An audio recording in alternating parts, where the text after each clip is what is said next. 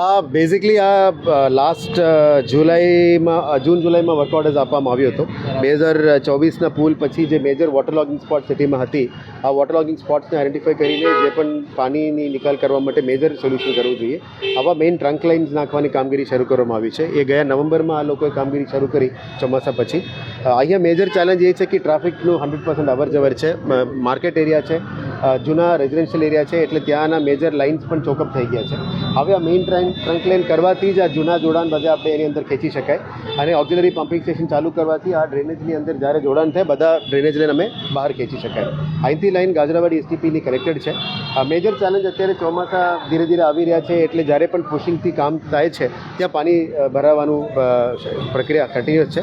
પણ મને engineering team દ્વારા કહેવામાં આવ્યું કે આ મેઇન ટ્રંક લાઇન અત્યારે જે કરીને 980 મીટર્સનું કામ જ્યારે પૂરું કરશે, વોર્ડ નંબર 13માં પ્રોબ્લેમ સોર્ટ આઉટ કરવા માટે પરમનન્ટ સોલ્યુશન કરવા માટે આ પ્રયત્ન છે.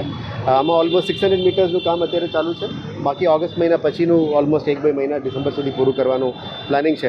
આશા રાખીએ કે આની અંદર ટ્રાફિકને બંધ કરવા સિવાય રાતમાં જેટલો સમય મળે છે એમાં જ કરવામાં આવી રહ્યા છે, અને પૂછતું જ કરી રહ્યા છે. વી હોપ આ બધા કામો વહેલા પતે.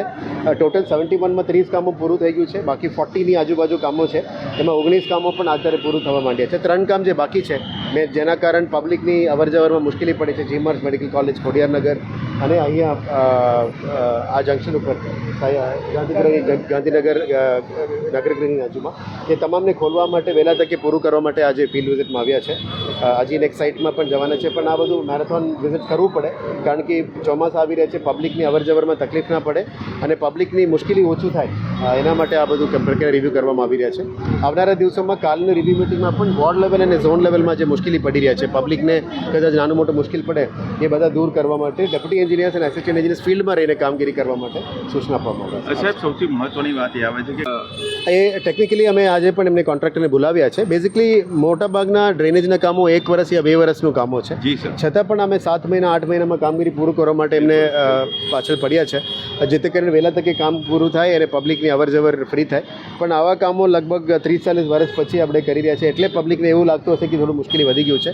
અમે પબ્લિકને એ જ રિક્વેસ્ટ કરી રહ્યા છીએ કે થોડું તકલીફ તો પડી રહ્યા છે, પણ પરમનન્ટ સોલ્યુશન માટે જ આગળ વધી રહ્યા છે.